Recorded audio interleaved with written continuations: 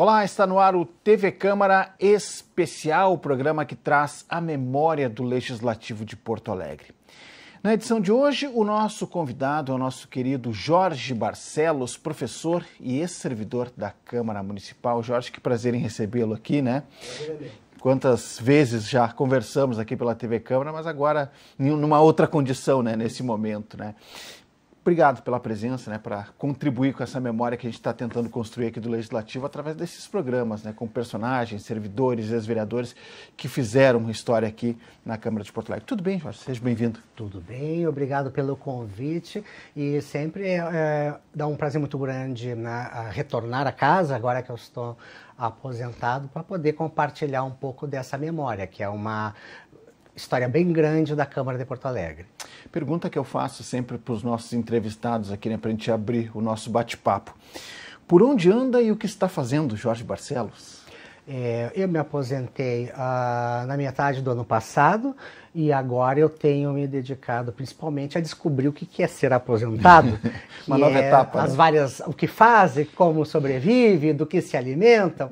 E é um direito que nós todos temos que lutar para preservar. É uma oportunidade grande de retomar projetos que foram abandonados. Eu ainda tinha, eu escrevi 16 livros e ainda tinha 6 no prelo. Nossa. Uma das coisas que eu quero fazer agora é finalizar essas publicações. Uma, inclusive, era sobre a trajetória da Câmara no período da pandemia, esse mais recente.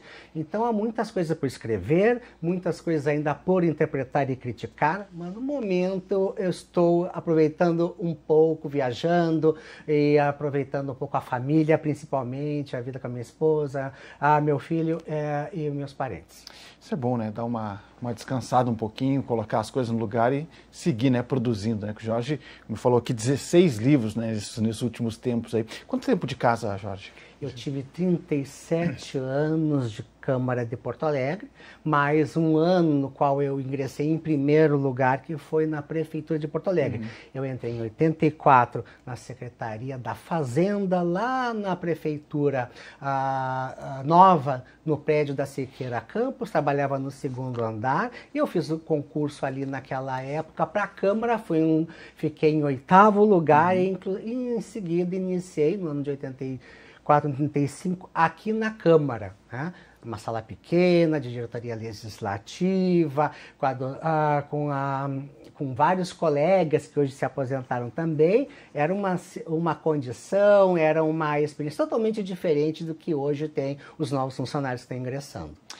Contar um pouquinho dessa história, Jorge. Como é que foi o começo aqui, né? E como é que foi entrar, né, fazer parte, né, de uma casa legislativa, né, onde as coisas se debatem, os temas da cidade se debatem, são debatidos, né, há uma candência dos assuntos, né, tudo passa pelo legislativo, precisa ser votado no legislativo. Como é que foi esse começo, né? Como é que era a estrutura física da casa? Como é que foi para ti também essa experiência de estar entrando numa casa legislativa? Olha, foi o meu primeiro grande desafio, né? Eu estava começando a faculdade, o curso de História na Universidade Federal do Rio Grande do Sul, e eu entrei naquela turma que fez o concurso como o meu primeiro grande emprego, um projeto que eu já tinha de fazer concursos públicos, principalmente porque eu tinha como objetivo finalizar os estudos superiores, finalizar a faculdade, e eu sabia de antemão que a prefeitura, que os órgãos públicos facilitam para os seus servidores, que são estudantes, terminar os estudos, o que é muito raro acontecer na iniciativa privada. E eu encontrei, né, aqui uma turma que também estava nessa condição. Meus colegas eram da área de letras, estavam estudando também, nós ficávamos todos, para você ter uma ideia, nós ficávamos na sala da Dona Sueli, que na época era a nossa diretora legislativa. Era uma sala lá no 13º andar, 12º, 13º andar da prefeitura nova. Então, os últimos não era três... A Câmara não era aqui. A Câmara não era aqui. A Câmara era no prédio da prefeitura nova, ocupava os 3 últimos andares, e nesses 3 últimos andares estavam os gabinetes dos vereadores, estavam o próprio plenário, estavam os serviços técnicos, e era uma casa que estava praticamente saindo pela janela, porque a cidade cresceu muito durante o período em que eu estive trabalhando na casa, ela cresceu e essa demanda da população gerou muitas visitas dos moradores de bairro àquele plenário. Então você imagina, um prédio que ele não tinha uma capacidade de suportar o acesso grande da população, e com as discussões que estava tendo naquele período, os elevadores trancavam, o próprio aumento da fiação interna era o maior fantasma que a gente via. Começavam a acontecer pequenos incêndios, porque não tinha ar-condicionado, né? Então se tinha ventilador, e aí era uma época que estava fazendo uma grande discussão sobre a regulamentação e a proteção contra incêndios na cidade, né? Nós tínhamos saído em 79 do incêndio do Renner. Então, como é que a Câmara, como é que a Prefeitura não ia fazer o seu dever de casa? Também se organizar, também se regular para isso. E nesse ano que eu assumi, foi o ano em que exerceu a presidência o vereador André Foster. Era uma figura fantástica, muito inteligente, fumava muito da hora com um cigarro na boca, mas ele fazia discussão política de grande qualidade na época do movimento democrático e brasileiro, o MDB, ele era uma figura que teve uma atuação muito grande, né, naquele tempo, contra a ditadura militar, em defesa da democracia, há fotos dele fantásticas sendo perseguido no centro da cidade. Então a gente sabia que estava diante de uma liderança política progressista. Eu cheguei, a primeira coisa que eu fui foi pedir para falar com o presidente, que eu pedindo para trabalhar num lugar em que me desse condições de estudar. E ele, na hora, ele me colocou, me destinou para a diretoria legislativa, né? Porque o ritmo de trabalho das comissões concilia bastante com a possibilidade do funcionário exercer o seu direito. E eu saí umas 2 ou 3 vezes na semana de manhã para poder terminar, e logo terminei o meu curso. Isso foi bastante importante porque eu pude trazer de retorno para casa depois. Então foram, a partir daqueles anos, 84, 85, a gente entra na Câmara, a Câmara está em uma condição difícil de instalação, e a primeira coisa que o presidente faz, e a primeira coisa que eu vejo de grande transformação é a mudança da Câmara. A mudança da Câmara que vai para este prédio que está aqui hoje. As pessoas não sabem, mas as origens desse prédio ainda remontam à década de 70. Já havia um grande interesse dos vereadores em ter uma nova sede. O milagre brasileiro, e com todo o enriquecimento que teve o Estado nesse período, possibilitou grandes investimentos. A Câmara começou a ser construída durante esse período do milagre. Mas o milagre acabou. E acabou o milagre, acabou o dinheiro. E esse prédio foi abandonado, ficou um grande esqueletão aqui à beira do Guaíba, do prédio que era destinado à Câmara, por muitos anos sem ser concluído. Então, André Forte deu conta que nós tivemos algum incêndio, algum movimento, acho que foi um movimento dos funcionários, em função de algum pequeno incêndio que aconteceu aqui nas dependências, e o presidente, o André Forte, não, vamos fechar e vamos começar essa mudança. E aí ficou todo mundo lá embaixo, na frente da prefeitura, sem entrar, e o presidente começando a coordenar esse processo, né? Por quê? Porque tu não sai de uma hora para outra de um prédio com uma máquina administrativa e política para ocupar outra estrutura, né? Então isso foi pensado no sentido de que houve uma transição, e os vereadores participaram dessa transição também. Foi feita a mudança de toda a máquina da Câmara para o Centro Municipal de Cultura. Eu trabalhei no Centro Municipal de Cultura, isso significa que teve um grande apoio do prefeito. Na época, se não me engano, era nomeado, era o João Dibe, que colaborou. Esse projeto do prédio da prefeitura, ele era inclusive, o prédio da Câmara, ele era anterior, porque ele era, acho que era o Vilela que começou as discussões disso. E no final das contas, o que aconteceu? Nós ficamos um meio ano no Centro Municipal de Cultura, enquanto aconteceu o quê? O término, o fechamento, do primeiro andar aqui da Câmara Municipal.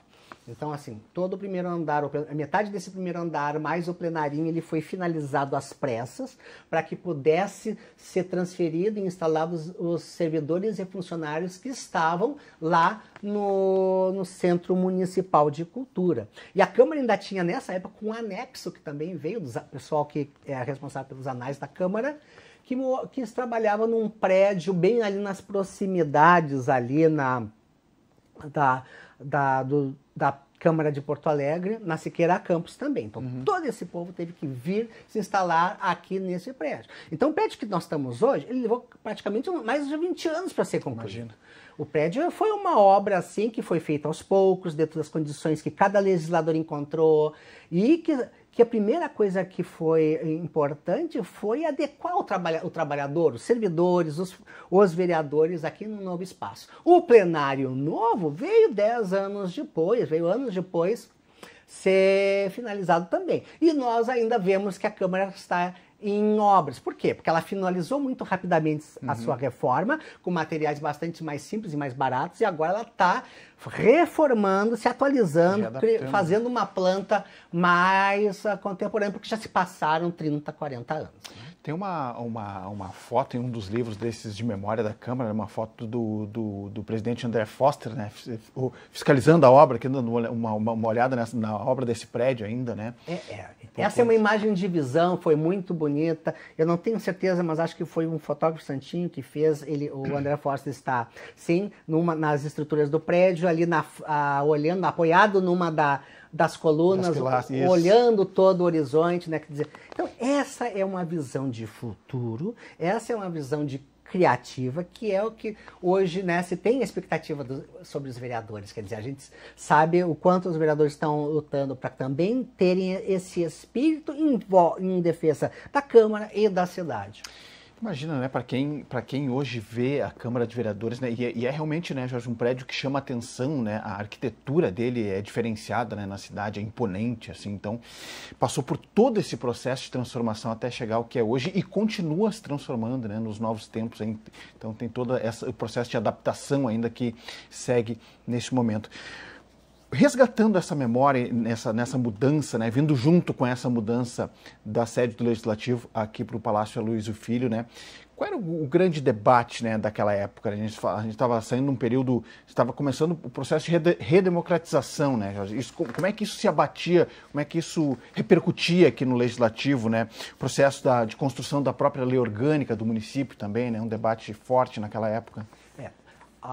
Uma das coisas que eu acho importante a gente retomar é essa atualização que a Câmara faz, né, dessa função. O que acontece a partir dos anos 80, principalmente 89, em primeiro lugar o processo político, né? Nós temos uma nova Constituição Federal e a partir daí as demais leis magnas estaduais e municipais são refeitas, a Constituição Estadual e principalmente para nós, a lei orgânica.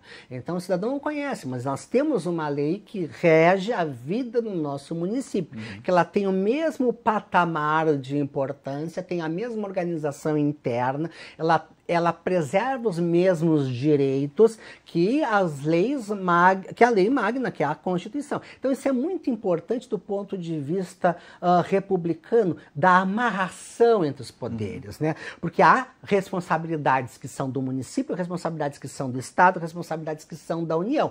Para que a gente possa falar em poderes harmônicos, é preciso ter leis que os harmonizem tanto os poderes locais entre si, quanto o poder local em relação às demais esferas de poder. Então foi um trabalho bastante importante dos vereadores quando eles eles promulgaram a nova Lei Orgânica de Porto Alegre, que é uma lei importante porque ela assimilou o espírito da Constituição Federal, que qual era? Era ampliar os poderes dos municípios, dar maior autonomia aos municípios. E daí que vem a ideia de que isso era preciso porque o cidadão se enxerga na cidade, ele se vê na cidade. Então, retomar a cidade, do ponto de vista legal, foi o primeiro grande ato que fizeram os vereadores. Mas eles não retomaram a cidade apenas do ponto de vista legal. Isso também significa também do ponto de vista da valorização da cidadania. Eles também retomaram a cidade enquanto corpo, enquanto capital, enquanto uma novidade que era a metrópole. Porque Porto Alegre, a partir dos anos 50, ela deixa de ser cidade para se transformar numa metrópole, que significa uma estrutura urbana muito mais sofisticada, densa e complicada de administrar. Se a gente for ver em termos políticos, a defesa e a criação do plano de desenvolvimento, de diretor de desenvolvimento, a partir dos anos 70, mas também nos anos 90, ela coincide com o quê? Com a necessidade que notam os vereadores de gerir uma cidade que está vivendo o momento ápice dos movimentos sociais. O que foram os movimentos sociais? Os movimentos sociais aconteceram em todas as cidades brasileiras, que se expandiram acentuadamente com a industrialização, acentuadamente a partir dos anos 50. Por quê? Porque são cidades que se desenvolveram em direção às suas periferias, englobaram muito rapidamente grandes extensões de população, de território, de vilas, e era necessário a aplicação de diretrizes de desenvolvimento para que a cidade não se transformasse numa baderna, mas em um ente organizado. Então, a expansão, por exemplo, da zona norte de Porto Alegre, não apenas o IAPI, que foi um projeto programado, mas também os grandes bairros que começaram a se desenvolver em direção à região do Itu-Sabará, a parte que tem a ver com conjuntos habitacionais como o Parque dos Maias, Fernando Ferrari, vilas que começaram a serem urbanizadas, elas estão no movimento de grandes populações que vêm à prefeitura, mas que vêm também à Câmara requisitarem extensão de elétrica, serviços básicos, serviços de educação, saneamento, coleta de lixo. Então, tudo isso estava na mão da prefeitura e do governo do estado. Então, a prefeitura tem quem para receber demandas, com quem negocia, com quem decide, com a própria sociedade e com a Câmara Municipal. E é interessante a gente pensar nisso também por um outro aspecto. Um dos livros que eu terminei, que concluí a minha trajetória aqui na Câmara. Não são poucos? Fiz 5 livros sobre a Câmara de Porto Alegre. Vou começar pelo último, que é este aqui. Ele está disponível para baixar da internet, na página da Câmara. Né? Se chama Câmara na Cidade. Ele foi lançado por ocasião das comemorações dos 250 anos de Porto Alegre. E qual é a linha principal desse livro? Pega o desenvolvimento de Porto Alegre no século XIX. E o que acontece ali? Não existe prefeito. Os vereadores é que regulam a cidade. Eles mandam abrir ruas, controlam o que acontece nos açougues, controlam os mercados, eles controlam a vida da cidade. Então, eles fazem legislação. Toda vez que você pensar numa rua do centro da cidade, você não sabe, mas foram vereadores que no passado lutaram para urbanizá-la, para ampliá-la, para abri-la. Então, muitos dos trechos de ruas, como a Ramiro Barcelos, por exemplo, ela começava num trecho, mas os vereadores iam a negociar com os moradores, com os fazendeiros da região que cediam terreno, e as ruas começavam a se expandir, começava a fazer a extensão das primeiras instalações elétricas, de saneamento. Então, todo o século XIX foi marcado pela presença dos vereadores na cidade. O que eu acho interessante do livro é que ele mostra, que eu pude mostrar ano a ano, rua a rua, essa presença. E o que acontece após os anos 90? A Câmara se reapropria dessa vocação de gerir a cidade, de colaborar com a administração da cidade através da discussão do plano diretor. Volta para ela. Então, assim, é uma lei feita no Executivo, que tem um debate, tem comissões aqui da Casa especializadas que vão acompanhar, que vão receber sugestões, e é um documento aprovado pelos vereadores. Né? Então, acho que esse foi, nos anos 90, 96, Plano de Desenvolvimento Urbano e Ambiental da cidade. Ele é uma legislação magnífica, porque ali se conseguiu harmonizar princípios arquitetônicos para que a cidade pudesse se desenvolver melhor. Hoje, claro, né? Nós vivemos um contexto diferente, há uma luta muito grande hoje dentro da cidade, a cidade vista também por setores da cidade como mercadoria, há um debate cada vez mais intenso sobre o destino do solo urbano. Hoje nós temos projetos que prevêem construção de arranha-céus do lado, no centro da cidade, e as pessoas discutem isso, se isso é bom para a cidade também. E essa é uma discussão que a Câmara tem que fazer, precisa fazer, passa pelos vereadores e os vereadores estão encampando ela também, o que dá muito prazer de ver. E esse debate do plano diretor, né, ele tá de volta e muito forte, né, porque já deveria, inclusive, ter sido apreciado, né, pela casa, mas em função da pandemia e tudo mais, né, a expectativa é que chegue na Câmara no final do ano, o ano que vem, né, que esse é um debate fundamental para a cidade, né, e evidentemente o papel da Câmara nessa discussão, ele é preponderante, né? Porque, como a gente trouxe aqui, como o Jorge bem nos contou essa trajetória, é um dos principais debates da cidade. Para onde é que vai caminhar a cidade, né? Quais são os grandes debates da cidade, né? A gente contasse aqui, né, Jorge? A cidade ela foi se estruturando, né? Se acomodando, digamos assim, as coisas, né? Com as suas funções, com as suas demandas, para onde são encaminhadas as funções, né? O vereador Inácio Neis, no programa anterior, trouxe aqui, né, que nos anos 80, ali ainda muita coisa, né, passava pela Câmara de Vereadores, inclusive votação do preço da passagem, né? Então eu dizia, poxa, mas nós não tínhamos uma tabela, ou não tínhamos essa parte técnica para discutir isso, né? E isso passava pela Câmara muito mais de forma apaixonada do que técnico, né? Então, para ver como se evoluiu esse processo de debate e a separação das coisas, né? Dos poderes, inclusive. Mas esse é o debate, né, Jorge, do plano diretor, ele está aí de novo, precisa ser discutido, né?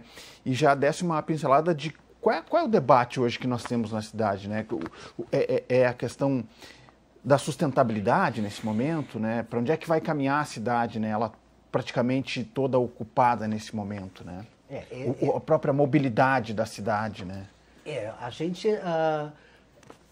tem que apontar principalmente, né, de que a cidade continua se desenvolvendo, continua o seu processo de expansão. Ainda que a população ela tenha estacionado, que é responsável, por exemplo, pela redução recente do número de vereadores, os empreendimentos continuam na cidade de uma forma intensa. Mas se a gente for pensar, né, e se lembrar da vocação dos anos 80, né, onde aqui se formaram grandes lideranças extremamente críticas. Nós tivemos um movimento ambientalista em Porto Alegre muito forte nos anos 80. Né?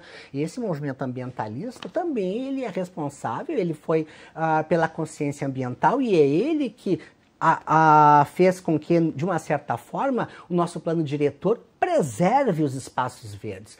Nós não achamos que não se trata de impedir o crescimento urbano da cidade, mas se trata de regrá-lo, se trata de impor limites, porque o que está em debate é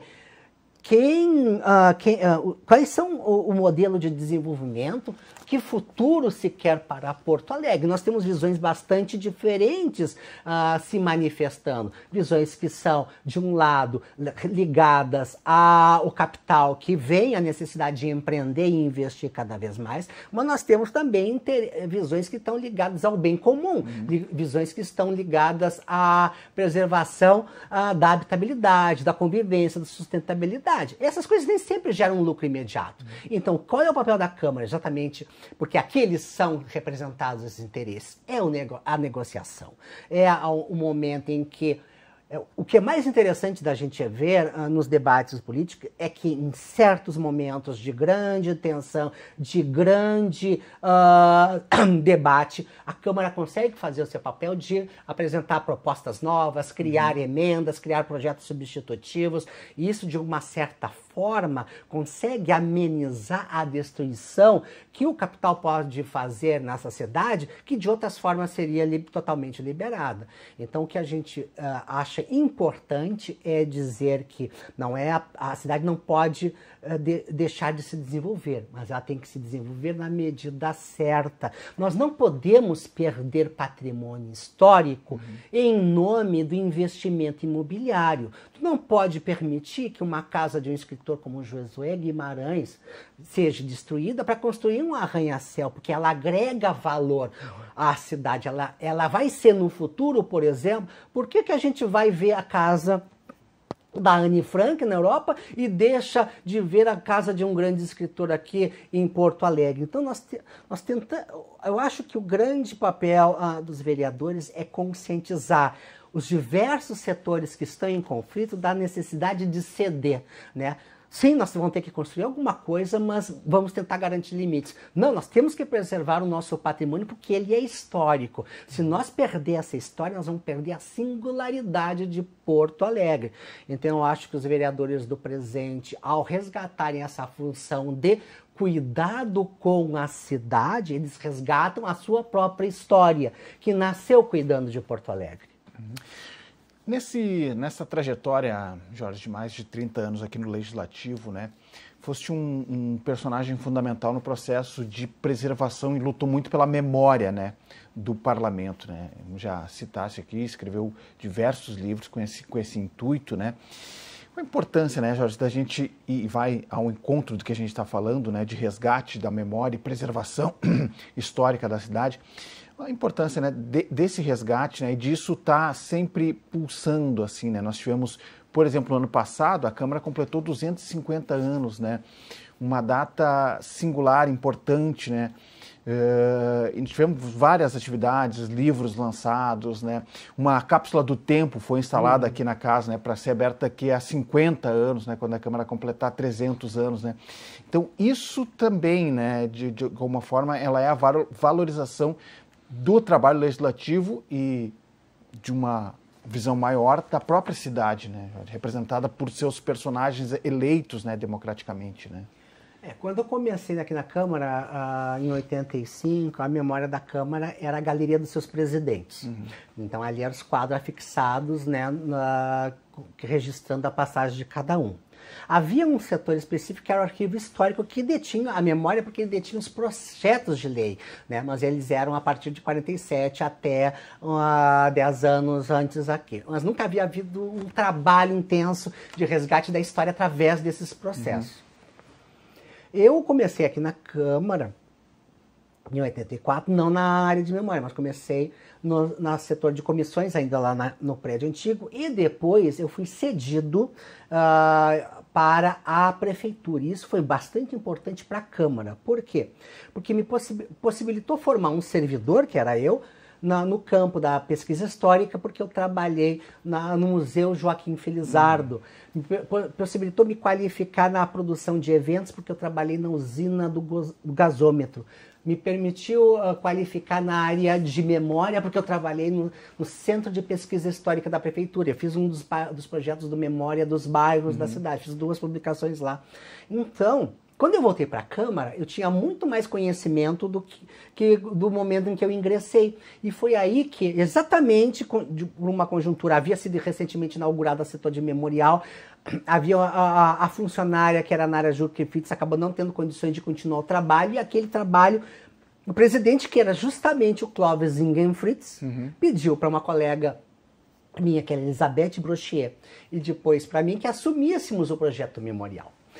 Então, o memorial que começou com poucas condições, a gente tinha só uma sala, um grampeador, como a gente costuma vai dizer, uma mesa, começou a partir de 97 a se estruturar. Mas é importante contextualizar isso.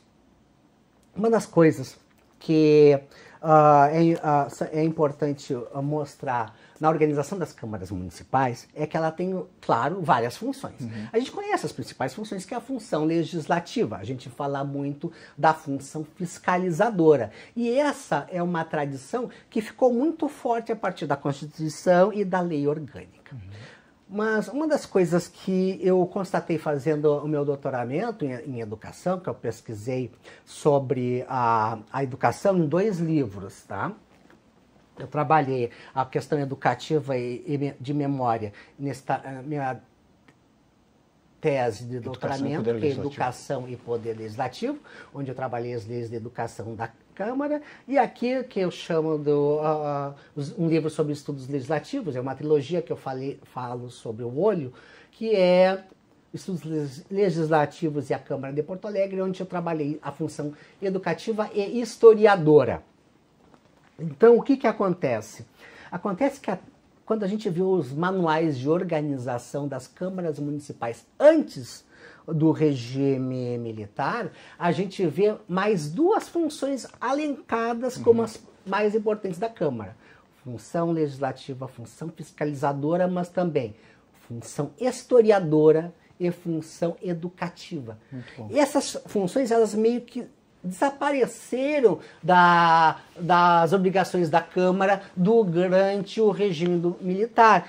E elas começaram a ser recuperadas, não no texto da lei orgânica e nem do regimento interno das câmaras municipais do país, porque os legisladores não tinham a noção da importância legal disso, mas ela foi começar a ser recuperada nas práticas dessas mesmas câmaras e legislativas, porque os parlamentos começaram a se dar conta da massificação, vamos dizer, da sociedade, que nós vivíamos numa sociedade de massa, cidades muito grandes, e que a educação tinha um grande papel para a política, que era formar a juventude, formar jovens, além de formar, evidentemente, novas lideranças. Então, os parlamentos começaram a investir em educação, a valorizar a educação. Então, o que o Cobden-Fritz fez? Além de ser um político notável e bastante progressista, que valorizava a educação e a memória, é estar em sintonia com um movimento que estava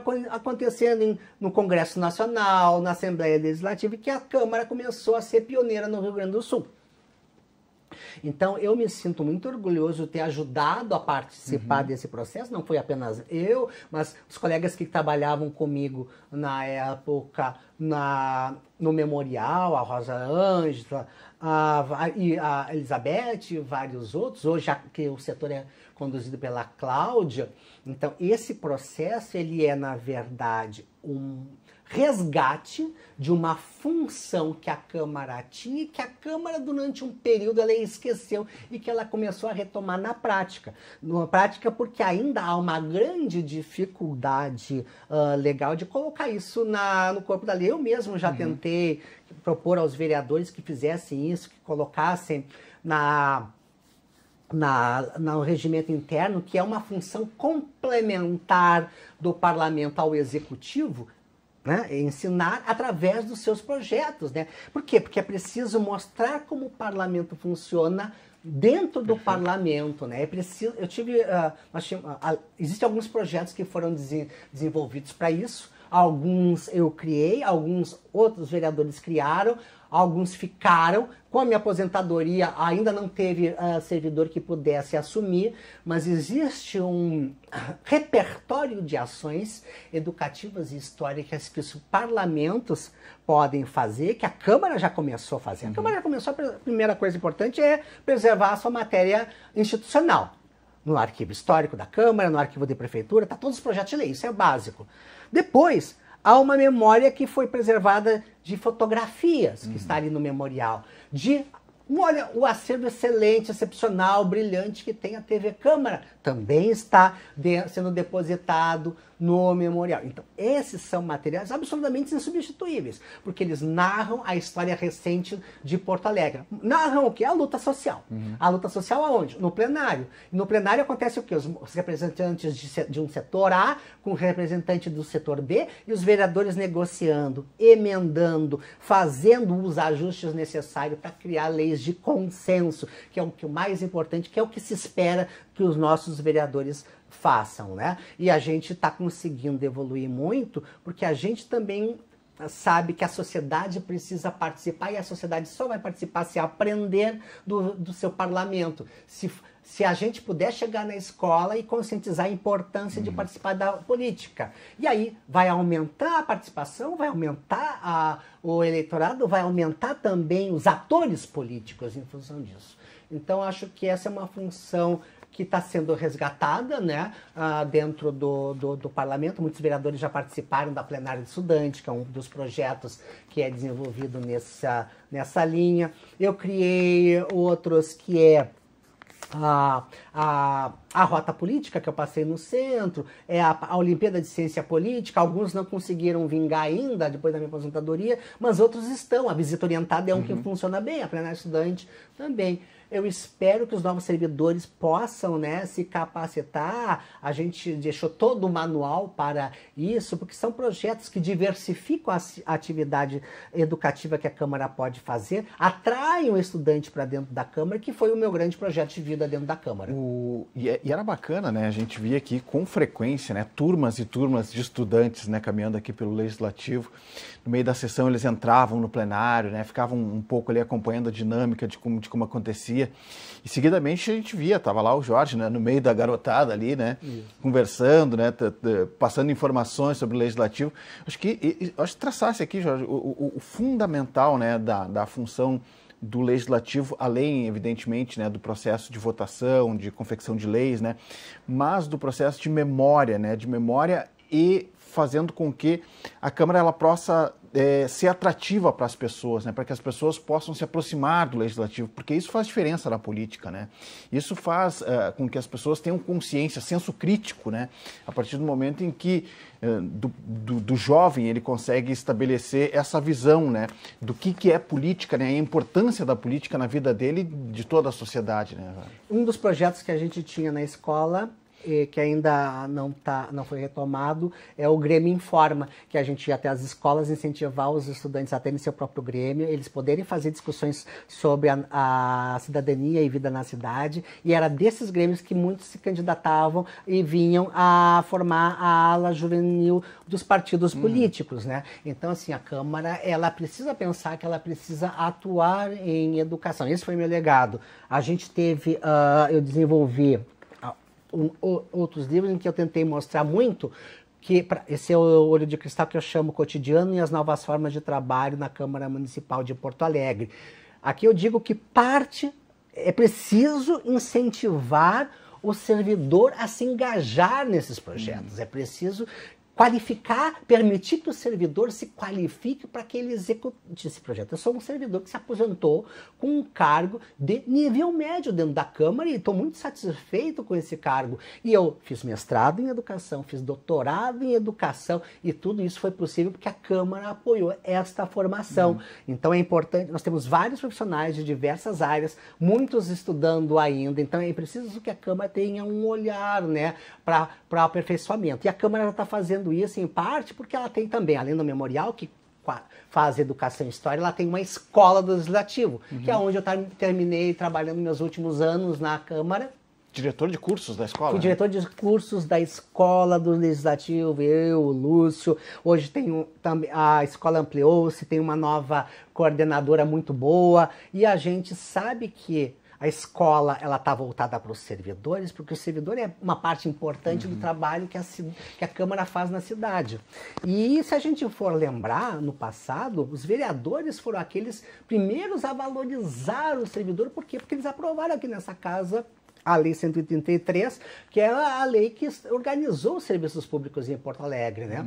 E essa lei do ano de 89, que conseguiu organizar da prefeitura inteira e também fez as marcas para a Câmara, assinalou os caminhos da Câmara, organizar seu próprio quadro funcional. Se a gente pensar que cada vez mais a cidade se tornou uma entidade de complexa administração, mais a gente entende a necessidade da qualificação dos serviços públicos, porque dá origem, nos últimos 50 anos, né, mais 70 anos, secretarias de Estado nasceram e se desenvolveram, órgãos públicos se tornaram, criaram sua própria infraestrutura de administração. E mais, talvez os movimentos mais recentes de organização de trabalho estejam nos últimos 30 anos, a partir dos anos 90, porque a Prefeitura e a Câmara passaram pelo advento da internet. E isso modificou a forma como os vereadores se comunicam com a cidade, modificou o trabalho dos vereadores, modificou o trabalho dos funcionários. Porque os funcionários que tiveram que sair da era pré-internet, que foi a era que eu entrei, para uma era digital. Né? A gente saiu do artesanato para a indústria. Nós tivemos que transformar processos de trabalho que eram feitos no papel pensar como eles seriam feitos no digital. E para isso era preciso preservar, e todo administrador precisa preservar, lutar para valorizar a capacidade criativa do seu servidor. Porque é ali que está o verdadeiro capital da instituição. É a capacidade que os servidores têm de resolver os problemas da instituição. Então, é interesse do servidor, é a formação superior, é os cursos de aperfeiçoamento, é acompanhar a mudança. Foi o que o setor de informática fez na década de 90. Hoje a gente tem uma belíssima página na internet da Câmara, disponível para o cidadão, onde você pesquisa tudo e você acompanha tudo. E a Câmara conseguiu com isso responder a uma exigência de transparência muito grande a partir dos anos 2000. E essa, não apenas a internet foi uma coisa que alavancou a Câmara na sociedade, mas os meios de comunicação, onde vocês são protagonistas, a TV ajudou a divulgar, publicizar.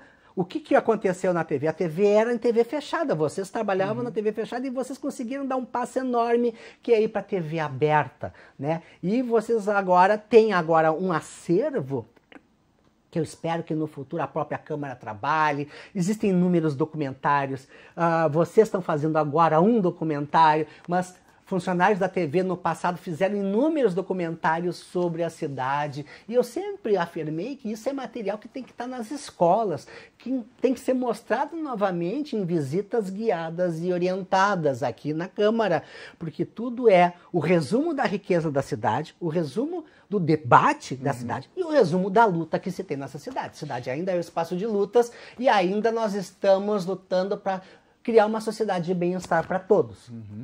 Perfeito. A gente tinha um programa aqui, que é inclusive o título, né, de um dos livros do Jorge, que é Com a Câmara na Cidade, né? Que fazíamos pautas nos bairros, né, conversando com a população, trazendo as demandas, repercutindo aqui no Legislativo, repercutindo com a Prefeitura. E isso, sem dúvida nenhuma, né, a gente, de alguma forma, pensando jornalisticamente naquele momento, mas agora olhando com a distância do tempo, a gente vê que a gente também construiu um processo histórico nesse construir a cidade, né? A gente construiu um processo de memória, né, dentro da cidade, a própria sentido de transmissão da Câmara, da TV Câmara, a própria qualidade de evolução do trabalho que aqui foi prestado, as sessões históricas transmitidas ao vivo aqui pela TV Câmara. E nesse sentido, Jorge, e tocasse num ponto que é fundamental também, né, que é nesse processo evolutivo, né, da memória do papel para a digitalização, e chegamos no processo de redes sociais, né. Ano passado, quando a Câmara completou 250 anos, a gente fez matérias especiais, né, tratando sobre questões que a Câmara foi pioneira, né, por exemplo, no processo de diversidade, na eleição da bancada negra, né, de mais mulheres acessando o Legislativo. E uma das matérias que a gente fez é para onde vai caminhar a Câmara, né? Qual é o futuro do Legislativo, né? E eu queria te perguntar nesse sentido, né, fazendo essa conexão com o processo de redes sociais, né, com o processo de digitalização dessa memória e olhando para frente, né, para onde é que caminha a Câmara nesses próximos 50 anos, digamos assim? A Câmara caminha, eu espero, para um processo de resgate da sua função dentro da cidade, de afirmação da sua função dentro da cidade. O que significa isso?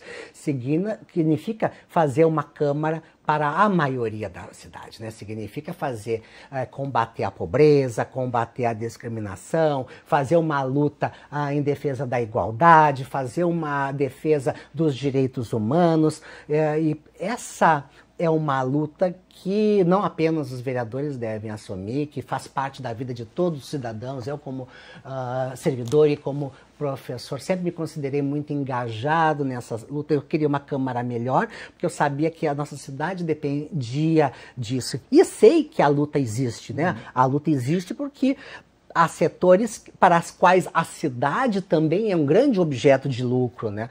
Então, esses setores também se fazem representar. Os setores que acabam diminuindo os direitos humanos, diminuindo direitos de trabalho, também existem na nossa cidade.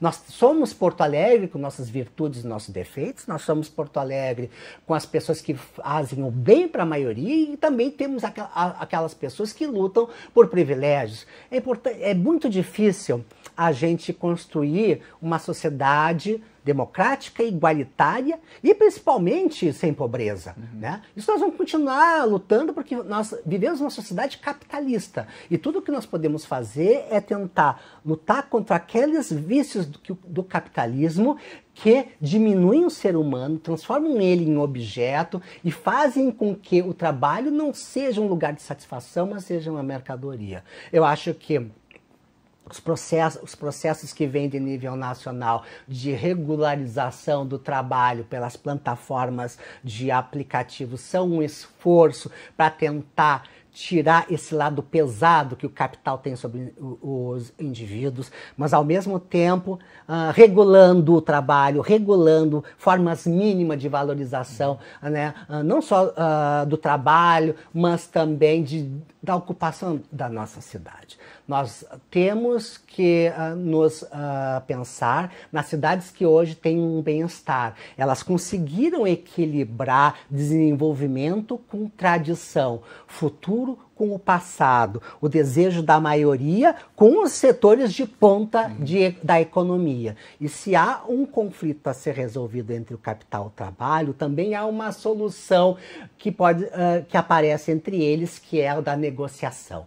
Não são os projetos de lei o maior mérito da ação política. O maior mérito da ação política é o emendamento. É quando nos projetos de lei as emendas surgem para conciliar interesses e deixar menos danoso para o cidadão, para a cidade, para o trabalhador, um projeto que poderia ser danoso, mas mais benéfico para a sociedade, a absorção hoje, né, de ideais, de defesa do meio ambiente, de direitos humanos, de direito ao trabalho, é algo do qual não se pode abrir mão. E se há uma coisa que todo legislador, e a maioria deles defende isso, é que a gente tenha uma sociedade mais humana, uma sociedade mais igualitária, e a gente vai ajeitando esta carroça ao longo do caminho. Muito bem, que aula, né? Tivemos aqui com o professor Jorge, historiador, né? Ex-servidor aqui do Legislativo, em plena função de descrever ainda, né, Jorge? E muitas obras, essa cabeça não para, mesmo nas férias, tirando só um tempo aí para descansar um pouquinho, né? E muito bacana, né? Esse papo, esse resgate da memória, né? Esse resgate do que aconteceu aqui no passado, né? Para a gente também entender como a Câmara hoje se comporta, né? E como esse processo evolutivo do tempo, né? Político, social, de sustentabilidade, ele vem se refletindo nos debates aqui no Legislativo. Jorge, só tenho a te agradecer, né? E desejar que assim, tenha um descanso merecido, né? Mas eu sei que é muito rápido, né? Que daqui a pouco já vai estar se produzindo como nunca, né? Espero sim, né? A gente tem que...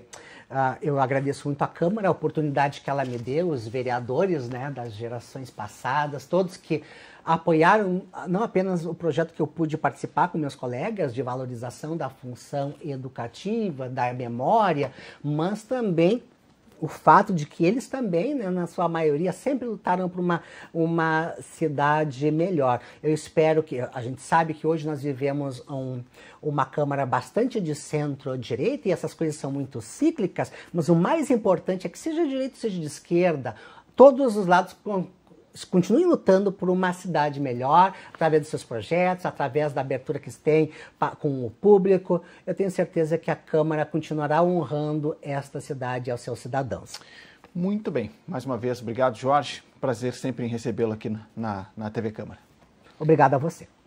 Muito bem, para você de casa que nos acompanhou, esse foi o TV Câmara Especial, trazendo a memória do Legislativo aqui da capital gaúcha, conversando com personagens que fizeram toda esta trajetória do Parlamento Municipal. Você que nos acompanhou, muito obrigado pela sua audiência. A gente se encontra na próxima edição. Os programas da TV Câmara você pode rever pelas nossas redes sociais. Acesse também o site da Câmara de Vereadores de Porto Alegre. Mais uma vez, muito obrigado. A gente se encontra na próxima edição. Até lá. Tchau, tchau.